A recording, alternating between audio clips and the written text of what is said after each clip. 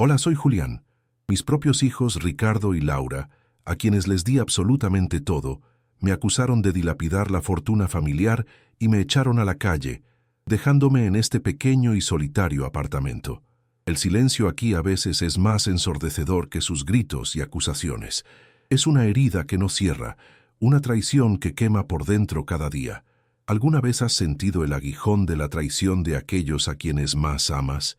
Antes de contarte el momento exacto en que descubrí la verdadera profundidad de su codicia, comenta aquí desde dónde estás viendo y suscríbete al canal. Créeme, no querrás perderte lo que sucede cuando un padre, arrinconado y humillado, decide que su dignidad vale mucho más que la sangre que comparte con sus verdugos. Todo comenzó en lo que ellos llamaron una reunión familiar de emergencia, celebrada en la sala de la casa que yo mismo construí. No fue una conversación, fue una emboscada. Ricardo, mi hijo mayor, actuó como fiscal y juez.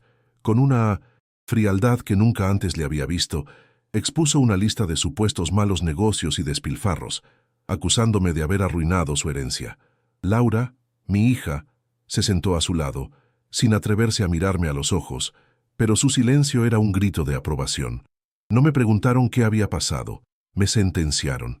Las palabras incompetente, irresponsable y egoísta rebotaban en las paredes de mi propio hogar, lanzadas por las dos personas por las que había sacrificado mi vida entera. Fue un espectáculo cruel, perfectamente orquestado para despojarme de mi autoridad y mi dignidad de un solo golpe. Después de esa humillación pública, el abandono fue rápido y absoluto. Mis llamadas dejaron de ser atendidas. Los mensajes que enviaba quedaban sin respuesta. Un par de semanas después, recibí una notificación legal informándome que la casa sería puesta en venta para liquidar los activos restantes. No me ofrecieron un lugar a donde ir ni una palabra de consuelo. Simplemente contrataron una empresa de mudanzas para que empacara mis pertenencias personales. Recuerdo estar de pie, rodeado de cajas, mientras extraños manejaban los fragmentos de mi vida. Al irme, miré por última vez la fachada de la casa, el jardín donde mis hijos aprendieron a caminar, y sentí un vacío tan profundo que me robó el aliento. Ya no era mi hogar, se había convertido en la tumba de los recuerdos de una familia que ya no existía. Mi nueva vida comenzó aquí, en este modesto apartamento, en un barrio obrero. El contraste con mi vida anterior es brutal. Sobrevivo con una pequeña pensión, contando cada centavo para llegar a fin de mes. Los muebles son viejos y desgastados, un recordatorio constante de todo lo que perdí. Pero lo más doloroso no es la falta de lujos, sino la campaña de desprestigio que mis hijos orquestaron. Se encargaron de esparcir el rumor entre amigos y familiares de que yo había perdido la cabeza, que mi vejez me había vuelto un jugador empedernido que lo había apostado todo. Me convirtieron en el villano de su historia, en una fábula con moraleja para justificar su crueldad. Me robaron no solo mi dinero y mi hogar, sino también mi buen nombre. A menudo, en la soledad de estas cuatro paredes, la imagen de mi difunta esposa, Elena, viene a mi mente. Antes de morir, me hizo prometerle que siempre cuidaría de nuestros hijos. Son buenos en el fondo, Julián, solía decir, solo que nunca han conocido las dificultades de la vida real. Protégelos siempre. Aferrado a esa promesa, moví cielo y tierra en secreto. Pasé incontables noches en vela, no para salvar mis negocios, sino los de ellos. Liquidé mis propias inversiones, usé los ahorros de mi jubilación y negocié con acreedores para pagar las deudas millonarias que Ricardo había acumulado en un negocio fallido y para evitar que Laura y su esposo perdieran su casa por su estilo de vida insostenible. Lo hice en silencio, creyendo que los protegía del fracaso y la humillación pública. Para cualquiera que me vea por la calle, debo parecer un anciano derrotado, un hombre que lo perdió todo por su propia estupidez y que ahora vive sus últimos días sumido en la pobreza y el arrepentimiento. Mis hijos, sin duda, se aferran a esa imagen porque les permite dormir por la noche. Les conviene pensar que soy un caso perdido, un padre senil que destruyó su futuro, porque así su abandono parece un acto de justicia y no de ingratitud despiadada. Pero lo que ellos no saben, lo que el mundo ignora, es la verdad que guardo como un tesoro en mi interior. Y esa verdad me da una extraña calma, una certeza de que la justicia, aunque a veces tarda, siempre encuentra su camino. Su codicia fue la chispa que encendió la mecha, y yo, con una paciencia forjada en el dolor, sabía que solo era cuestión de tiempo para que todo estallara. Cada mañana, el ritual es el mismo. Me levanto de una cama que se siente ajena, con un colchón que conoce más mis dolores de espalda que mis sueños. Preparo un café instantáneo, porque el grano molido es un lujo que ya no me permito, y me siento en este sillón desgastado a mirar por la ventana. Veo a la gente ir y venir, apurada por sus vidas, y me pregunto cuántos de ellos llevan una carga como la mía. Mis hijos me pintaron como un anciano frágil y senil que perdió el rumbo, y a veces, en el silencio de este apartamento, casi me lo creo. La pobreza material es dura, pero la pobreza de afecto, el ser borrado de la vida de quienes creaste, es una agonía lenta que te consume por dentro día tras día, sorbo a sorbo de café amargo. La humillación no se quedó entre las paredes de mi antigua casa, me sigue como una sombra. Hace unas semanas me encontré con un viejo socio de negocios en el supermercado. Al verme, su rostro se transformó. Pude ver la lástima mezclada con desdén en sus ojos. Desvió la mirada y fingió estar muy interesado en una lata de duraznos en conserva para no tener que saludarme. Sentí el calor subir por mi cuello. Sé exactamente lo que Ricardo y Laura le contaron. Seguramente le dijeron que me volví adicto al juego o que invertí en esquemas fraudulentos. Me convertí en una anécdota, una historia de advertencia que cuentan en sus cenas elegantes. Me robaron mi legado, mi reputación, y me dejaron con esta versión caricaturesca de mí mismo, un fantasma que la gente prefiere ignorar. A veces, por la noche, saco la única foto que insistí en traer conmigo, una de Elena y yo en nuestro aniversario de bodas de plata. Ella sonríe, ajena a la tormenta que se avecinaba. Le hablo en susurros como un loco. Lo siento, mi amor, le digo al retrato. Siento no haber visto la codicia que crecía en ellos. Les di todo, pero olvidé enseñarles el valor de la gratitud. Siento que le fallé, no por haber usado el dinero, sino por no haber preparado a nuestros hijos para la vida. Los protegí tanto de las dificultades que, al final, se volvieron incapaces de sentir empatía. Criamos dos cascarones vacíos, hermosos por fuera, pero sin alma. Y esa culpa, la de haber fallado como padre en lo más fundamental, es un peso mucho mayor que cualquier deuda. La ironía más cruel es que, mientras yo cuento las monedas para comprar el pan, ellos continúan viviendo una vida de apariencias. Mi vecina, una señora amable llamada Marta, me contó el otro día, con toda la inocencia del mundo, que había visto fotos de mi nieta en un viaje de esquí en los Alpes. ¡Qué maravilla, don Julián! Su familia debe estar muy orgullosa. Asentí y sonreí, un nudo apretándose en mi garganta. ¿Orgullosos de qué? ¿De esquiar sobre las ruinas de mi dignidad? Ellos usan el dinero que yo salvé, el mismo que les permitió mantener sus casas y sus coches de lujo, para proyectar una imagen de éxito que no se ganaron.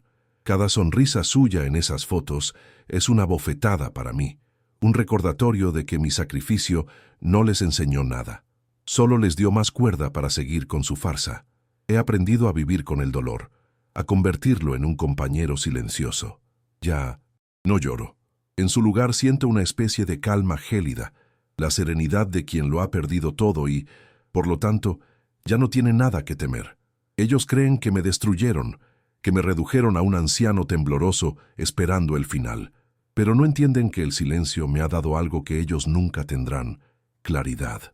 Desde esta distancia, desde este exilio forzado, veo sus vidas con una nitidez aterradora.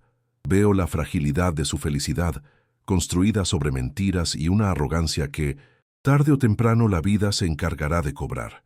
No les deseo el mal, pero sé, con la certeza de un hombre que ha vivido mucho, que nadie puede huir de sí mismo para siempre.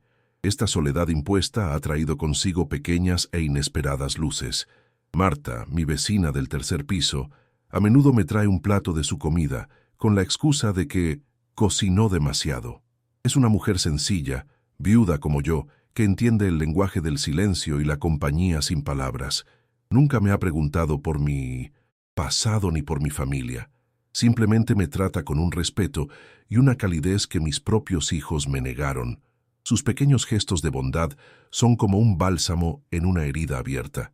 Me recuerdan que la decencia humana no depende de los lazos de sangre, sino de la capacidad de ver a otra persona y reconocer su humanidad, algo que Ricardo y Laura parecen haber olvidado por completo en su carrera por el dinero.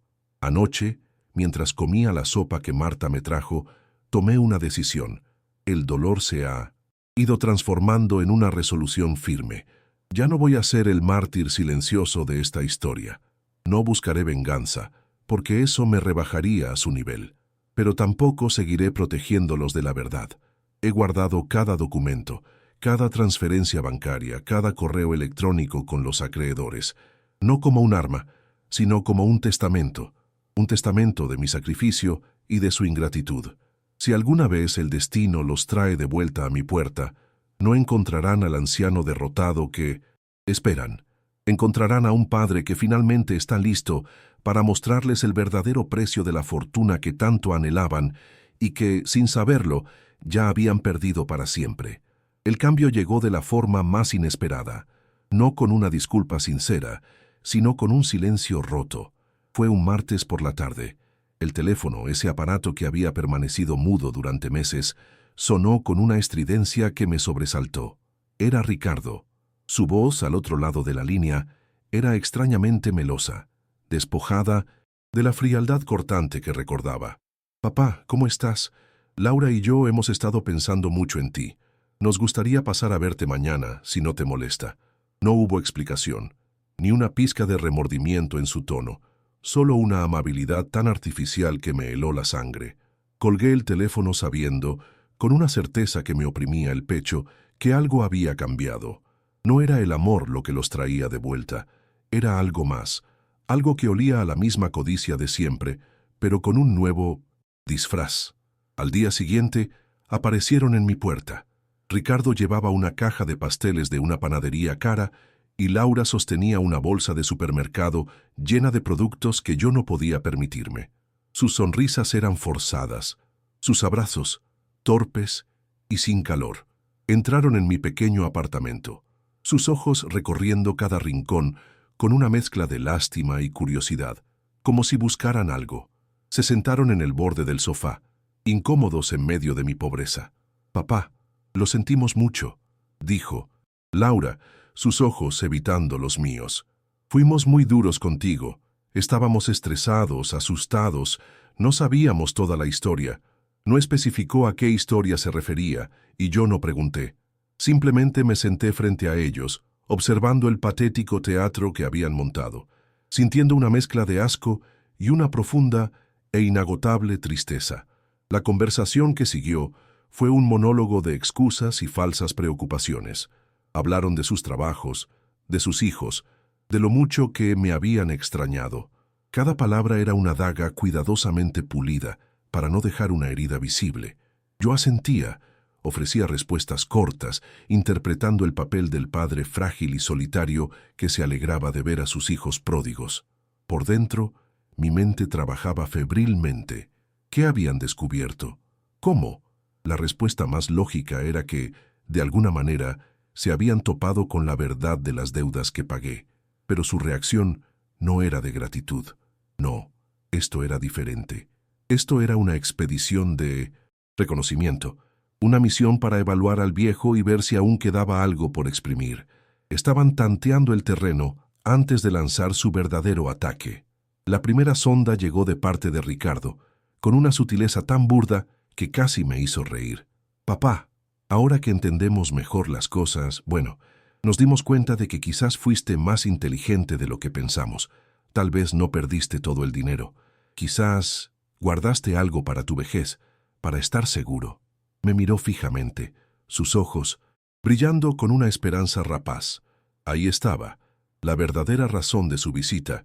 No venían a pedir perdón por haberme abandonado. Venían a buscar un tesoro que solo existía en su imaginación.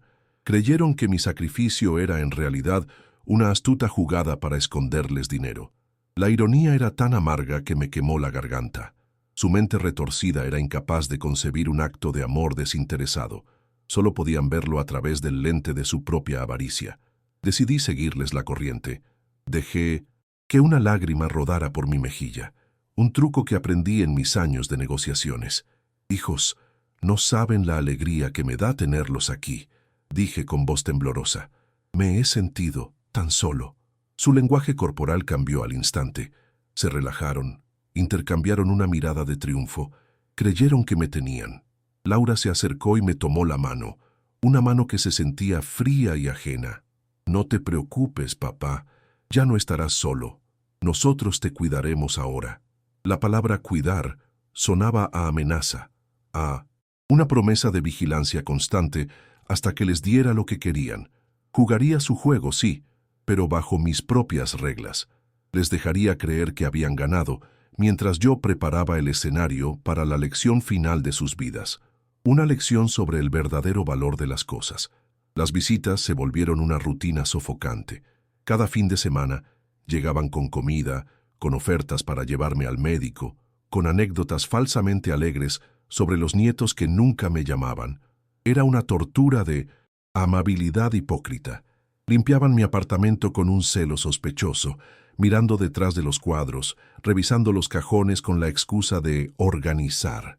Un día, mientras Laura lavaba los platos, escuché a Ricardo hablar por teléfono en voz baja en el pasillo. «No, todavía no ha dicho nada, pero es cuestión de tiempo. El viejo está hablando. Una vez que nos diga dónde está el resto del dinero, lo sacamos de este hoyo y nos aseguramos de que esté bien cuidado». La sangre se me congeló en las venas. No solo querían el dinero inexistente, sino que ya planeaban cómo controlarme una vez que creyeran tenerlo. Esa frase, «¿Dónde está el resto del dinero?», fue la chispa que encendió la pólvora en mi interior. Se acabó la paciencia, se acabó el dolor silencioso. La tristeza se solidificó en una resolución de acero. Ya no era una víctima, era el custodio de una verdad que los destruiría. Esa misma noche, después de que se fueron dejando un rastro de perfume caro y mentiras, saqué de debajo de mi cama una vieja caja de zapatos. Dentro no había dinero, sino algo mucho más valioso. Cada recibo, cada estado de cuenta, cada correo electrónico que documentaba el rescate de sus vidas fallidas. Lo ordené todo sobre la pequeña mesa de la cocina, creando un arsenal de papel. El próximo jantar de reconciliación que estaban planeando sería, en efecto, una cena, pero no de reconciliación. Sería el banquete final donde se serviría la verdad como plato principal, y yo sería quien la sirviera. La llamada para la cena de reconciliación llegó 2 días después. Fue Ricardo, su voz rebosante de una falsa alegría que me revolvió el estómago. «Papá, Laura y yo pensamos que deberíamos celebrar que estamos juntos de nuevo. ¿Qué te parece si este sábado te preparamos una cena especial aquí en tu casa? Traeremos todo, no tienes que preocuparte por nada». La oferta era tan generosa, tan absurdamente fuera de lugar, que sonaba como el guión de una mala película. Acepté con una calma que lo sorprendió. «Claro, hijo, me encantaría». Colgué y una sonrisa amarga se dibujó en mi rostro. Celebraríamos, sí, pero no nuestra reunión. Celebraríamos el fin de la farsa. Ellos traerían la comida y el vino. Yo proporcionaría la verdad como postre. Un plato que se sirve frío y que sabía les resultaría imposible de tragar. Los días siguientes los dediqué a una meticulosa preparación. Saqué la caja de zapatos y esparcí su contenido sobre la mesa del comedor, que se convirtió en mi cuartel general. No eran solo papeles, eran las lápidas de sus fracasos, los recibos de mi sacrificio silencioso, la deuda del casino de Ricardo, los extractos de las tarjetas de crédito de Laura con compras en boutiques de lujo, los correos electrónicos desesperados de sus acreedores. Hice fotocopias de todo y organicé los originales en una carpeta de cuero que había pertenecido a mi padre. Al tocar cada documento, revivía la angustia de aquellos días, las llamadas a altas horas de la noche, las negociaciones tensas, el peso de saber que estaba desmantelando mi propio futuro para salvar el de ellos. Este no era un acto de venganza, me repetía a mí mismo. Era un acto de justicia póstuma para el hombre que fui. La noche antes de la cena, La duda me asaltó como un ladrón en la oscuridad. Sostuve la foto de Elena y le pregunté en un susurro, «¿Estoy haciendo lo correcto, mi amor? ¿Es esto lo que querrías?» Su sonrisa en el retrato parecía decirme que la verdad, por dolorosa que fuera, siempre es el camino correcto. Ella los amaba, pero no era ciega a sus defectos. Recordé una conversación que tuvimos años atrás, cuando me dijo, «Julián, nuestro mayor error fue protegerlos de las consecuencias». En ese momento entendí. Esto no era para castigarlos, sino para obligarlos, por primera vez en sus vidas, a enfrentar las consecuencias directas de sus actos. No les iba a quitar dinero, porque ya no había. Les iba a quitar su justificación, su coartada moral. Les iba a mostrar el espejo que habían evitado durante tanto tiempo, y los obligaría a mirar su propio reflejo. El sábado llegó con una lentitud exasperante. El aire en mi pequeño apartamento se sentía denso, cargado de una electricidad silenciosa. Pasé la mañana limpiando, no por ellos, sino por mí. Quería que mi espacio, mi último bastión de dignidad, estuviera impecable para la batalla que se avecinaba. Podé la pequeña planta que Marta me había regalado y la coloqué en el centro de la mesa. Era el único ser vivo, en esa habitación además de mí, que representaba algo genuino y sin artificios. Mientras esperaba no sentía nervios, sino una extraña paz. Era la calma del general que ha revisado sus mapas, ha posicionado a sus tropas y ahora solo espera la primera luz del alba para dar la orden de ataque. Sabía exactamente cómo se desarrollaría la noche, cada palabra, cada gesto. El guión ya estaba escrito, y yo era el director. Llegaron puntualmente a las 8, cargados como si vinieran a un banquete real. Ricardo llevaba una botella de vino que costaba más que mi compra de todo un mes, y Laura traía recipientes de un restaurante de lujo cuyo aroma llenó mi humilde cocina con una opulencia casi insultante. Se movían por mi apartamento con una confianza que no les pertenecía, comentando lo acogedor que era, una palabra que en sus bocas sonaba como miserable. Observé cada uno de sus movimientos, la forma en que Ricardo inspeccionaba mis pocos libros como si buscara un testamento escondido, la manera en que Laura evitaba mirar la foto de su madre sobre el aparador. Estaban tan absortos en su actuación que no se dieron cuenta de que el verdadero espectador era yo, y que el telón estaba a punto de caer sobre su patética obra. La cena fue una tortura de cortesías vacías. Me sirvieron porciones generosas de comida que apenas probé, mientras ellos hablaban sin parar de sus planes, de sus éxitos ficticios, de lo maravilloso que sería tenerme más cerca, quizás en un lugar más cómodo. Cada frase era una sonda, un intento torpe de medir mi estado de ánimo, de buscar una apertura. Yo asentía, sonreía, hacía preguntas intrascendentes, dejándolos enredarse más y más en su propia red de mentiras. Escuchaba sus risas forzadas rebotar en las paredes desnudas y pensaba en todas las cenas familiares que habíamos tenido en la casa grande, cuando la risa era real y la familia una verdad. Ahora todo era un eco, una imitación barata. Estaban tan cerca de su objetivo, o eso creían, que la codicia brillaba en sus ojos como una fiebre. Finalmente, después del postre, Ricardo se reclinó en su silla, adoptando un aire de seriedad paternalista que era grotesco. «Papá», comenzó, su voz untada de una falsa solemnidad. «Ahora que hemos aclarado los malentendidos y estamos juntos de nuevo, Laura y yo queremos ayudarte. Sabemos que fuiste previsor. Queremos que nos confíes lo que guardaste para administrarlo por ti, para que vivas tus últimos años sin preocupaciones». Laura asintió, con los ojos fijos en mí, esperando la confesión que les daría el mapa del tesoro. Ese fue el momento, la señal que había esperado. Dejé mi taza de café sobre la mesa con un sonido suave pero definitivo. Los miré a ambos, directamente a los ojos, por primera vez en toda la noche, y dejé que el silencio se extendiera hasta que se volvió insoportable para ellos. «Tienen razón», dije con una voz tranquila y firme. «Es hora de hablar de la herencia». La anticipación en sus rostros era casi grotesca. Los ojos de Ricardo brillaron con una codicia apenas disimulada, y Laura se inclinó hacia adelante, su sonrisa tensa revelando una ansiedad febril. Podía sentir su avaricia llenando el pequeño espacio, una energía densa y hambrienta que chocaba con la calma que yo había cultivado durante meses. Se miraron el uno al otro, un gesto rápido de complicidad, seguros de que su patética actuación finalmente había dado frutos. Estaban convencidos de que el viejo había cedido y les revelaría la ubicación de su tesoro escondido. Lentamente me levanté de mi silla. El crujido de mis rodillas fue el único sonido en la habitación. En lugar de dirigirme al cajón donde guardaba mis escasos documentos personales, caminé hacia el viejo armario de madera que había sido de mi madre, el único mueble de valor sentimental que me había traído a este exilio. De la parte inferior del armario, saqué una vieja caja de zapatos, atada con un cordel gastado. No era un maletín de cuero ni un portafolios de ejecutivo, sino el contenedor más humilde que se pudiera imaginar. La puse sobre la mesa con un sonido sordo y definitivo. La confusión nubló sus rostros. Esperaban escrituras, certificados de acciones, números de cuentas en Suiza.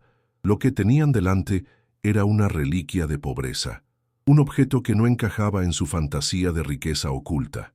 «Papá, ¿qué es esta broma?», espetó Ricardo, su impaciencia rompiendo la fachada de amabilidad. Ignoré su pregunta. Con manos firmes, desaté el nudo y quité la tapa.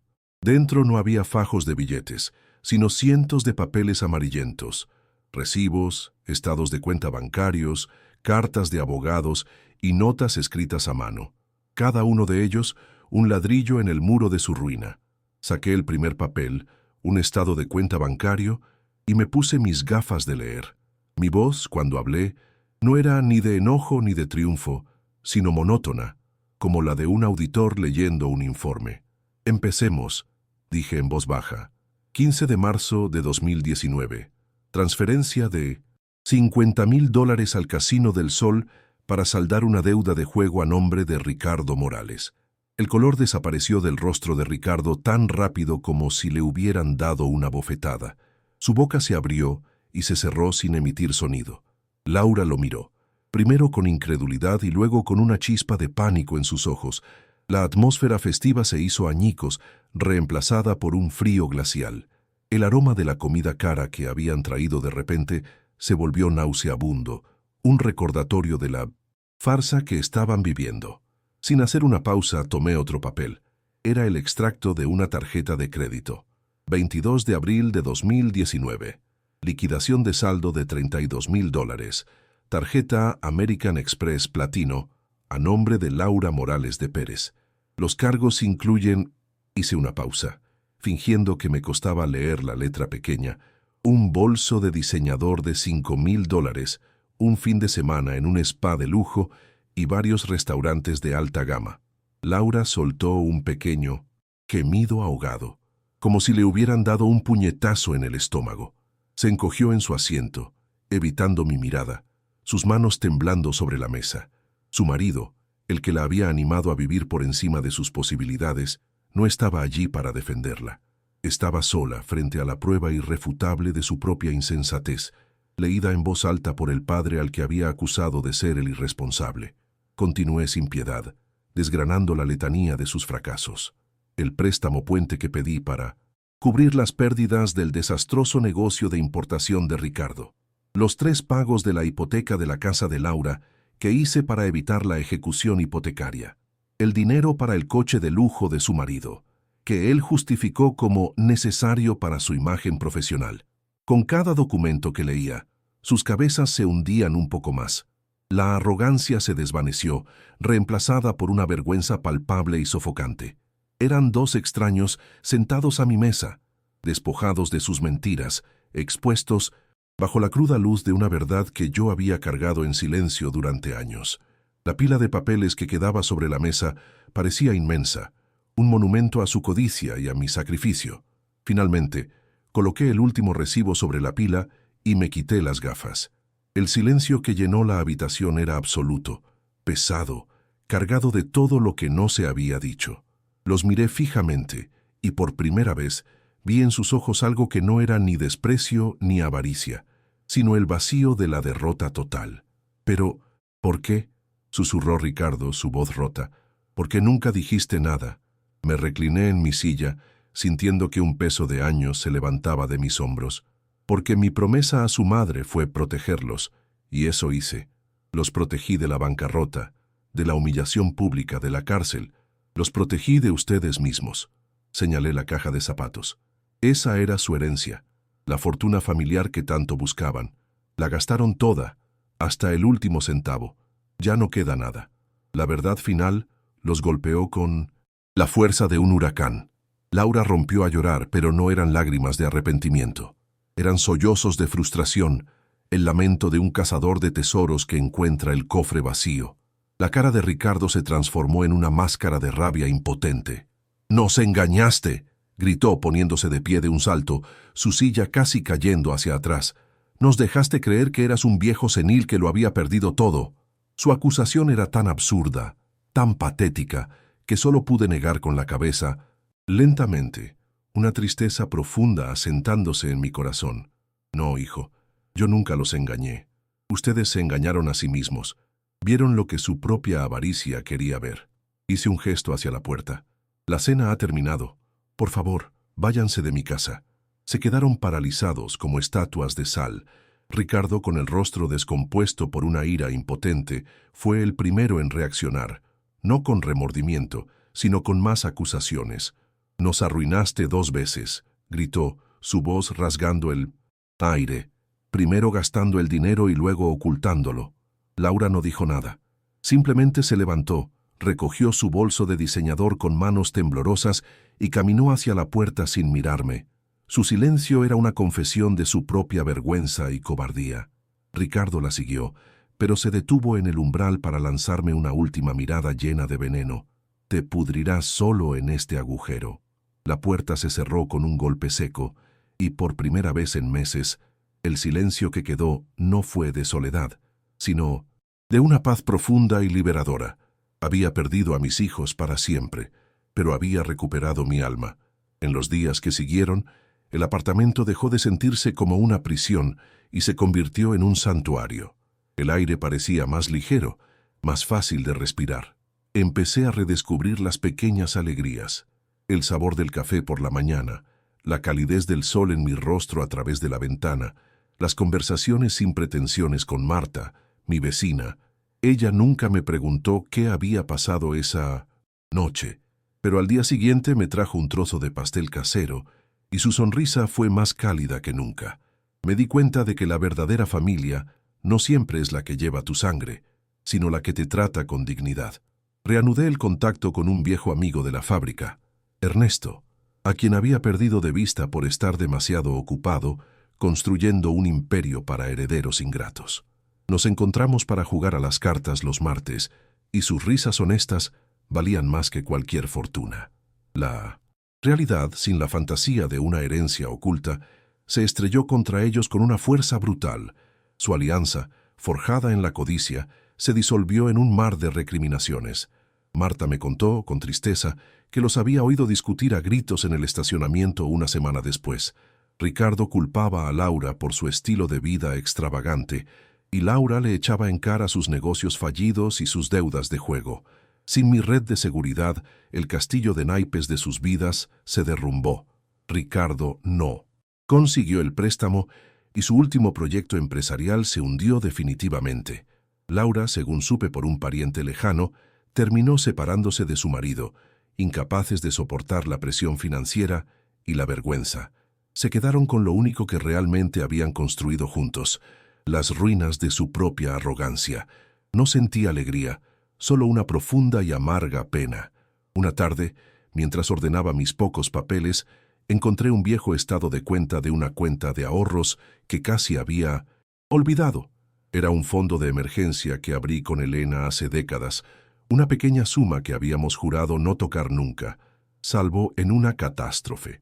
Había sobrevivido al cataclismo familiar, intacto, $50,000.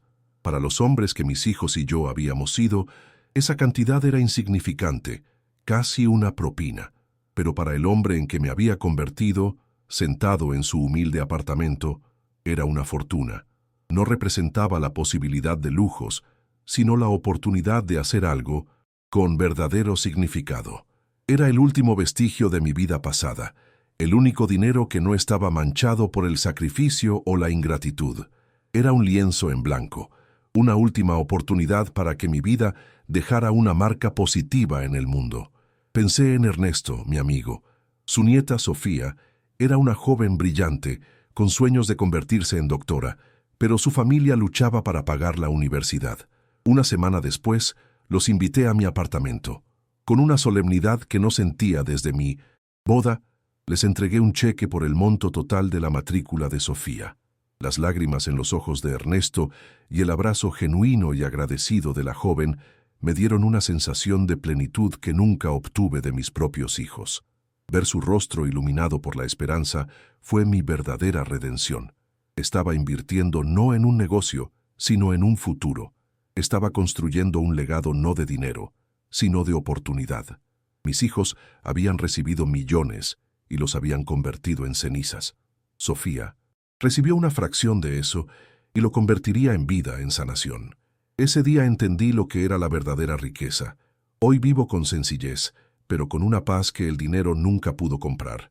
Corté todos los lazos con Ricardo y Laura, no por odio, sino por una triste aceptación de que nunca entendieron, ni entenderán, el valor de nada que no se pueda contar. Mi verdadera fortuna no estaba en las cuentas bancarias que vacié por ellos, sino en la dignidad que recuperé en esa última cena. Estaba en las risas con Ernesto, en la gratitud de Sofía, en el respeto silencioso de Marta. Ellos son mi familia ahora. Aprendí de la manera más dura que el dinero puede construir un imperio, pero solo el carácter puede sostenerlo. Y al final del día, tu verdadero patrimonio no es lo que dejas para la gente, sino lo que dejas en la gente. Si conoces a alguien que necesita escuchar este mensaje de autoconfianza, por favor, comparte este video con esa persona. No te olvides de suscribirte para más historias sobre encontrar tu propio camino, incluso cuando no es lo que los otros esperan. Gracias por escuchar. No lamento el dinero que perdí, o más bien, el que invertí en mis hijos. Lo que lamento es haber tardado tanto en comprender que la riqueza no se mide por la cantidad de ceros en una cuenta bancaria, sino por el valor de los momentos que te llenan el alma. Durante años, creí que mi deber era acumular una fortuna para ellos, construir un imperio que les diera seguridad. Pero el cheque que le entregué a Sofía, esa joven con los ojos llenos de sueños, me dio más satisfacción que todos los millones que usé para tapar los agujeros de la vida de Ricardo y Laura. En ese instante, al ver la esperanza florecer en una familia que sí conocía el valor del esfuerzo, entendí que había estado invirtiendo en el negocio equivocado. La verdadera ganancia no está en lo que acumulas, sino en lo que eres capaz de dar sin esperar nada a cambio. Mi legado ya no es un edificio con mi nombre, ni una empresa exitosa. Esas cosas son frías, impersonales, y como vi fácilmente destruidas por la codicia. Mi verdadero legado ahora vive en la sonrisa de Ernesto cuando jugamos a las cartas, en la promesa de un futuro brillante para su nieta, en el plato de comida caliente que Marta me trae sin que se lo pida. Descubrí que el patrimonio más valioso no es el que se deja para la gente, sino el que se deja en la gente. Mis hijos heredaron mi dinero y lo convirtieron en cenizas. Sofía heredó una oportunidad y la convertirá en vida, en conocimiento, en ayuda para otros. Ese es el tipo de interés compuesto que realmente importa, el que crece en el corazón de las personas y se multiplica a través de la bondad, mucho después de que uno se haya ido. Ya no pienso en Ricardo y Laura con la amargura de antes. Ahora, cuando sus rostros cruzan mi mente, solo siento una profunda y lejana lástima, no por lo que me hicieron, sino por lo que se hicieron a sí mismos. Se condenaron a vivir en una jaula, dorada de desconfianza y resentimiento, siempre sospechando el uno del otro, siempre buscando a quién culpar por el vacío que sienten. Su castigo no vino de mí, sino de su propia incapacidad para amar, para agradecer, para ver más allá del reflejo de su propia avaricia. Los liberé de mis expectativas y al hacerlo, me liberé de su toxicidad. Su camino ya no es mi preocupación. Les di la vida, pero no puedo obligarlos a vivirla con honor. Esa es una elección que cada uno debe hacer por sí mismo. La gente le teme a la soledad de la vejez, Pero yo aprendí que hay algo mucho peor: la compañía equivocada. El silencio en este pequeño apartamento, que antes me parecía un castigo, ahora es mi compañero más leal. Es un silencio lleno de paz, de pensamientos claros, de recuerdos que ya no duelen. En la opulencia de mi antigua casa, rodeado de una familia que solo me veía como un cajero automático, me sentía profundamente solo. Aquí, en esta humildad que ellos tanto despreciaron, he encontrado una comunidad. Descubrí que el hogar no es el lugar donde tienes tus cosas, sino donde te sientes visto, donde tu presencia importa. Mi hogar ya no es una mansión de ladrillos, sino este pequeño rincón del mundo donde mi dignidad tiene un lugar para descansar. Al final, esta dura lección me enseñó que el valor de un hombre no lo determinan ni sus éxitos ni sus fracasos, ni mucho menos la opinión de su familia. Tu valor reside en tu capacidad de mirarte al espejo después de que la tormenta ha pasado y reconocer al hombre que sigue de pie, tal vez con cicatrices y el corazón remendado, pero con la frente en alto. Entendí que mi verdadera fortuna nunca estuvo guardada en un banco, sino en la integridad que me negué a perder, incluso cuando me lo habían quitado todo. El dinero al final es solo papel. Puede comprarte una casa lujosa, sí, pero descubrí que solo la dignidad y el respeto por uno mismo pueden convertirla en un verdadero hogar. Si esta historia resonó contigo, si te recordó que tu valor no depende de la aprobación de nadie más, te pido que la compartas. Hay muchas personas que necesitan escuchar que no están solas en sus batallas familiares. Y si quieres seguir escuchando relatos sobre cómo encontrar la fuerza interior cuando el mundo te da la espalda, no olvides suscribirte al canal. Tu presencia aquí significa mucho. Gracias por haberme acompañado en este viaje y por permitirme compartir mi verdad.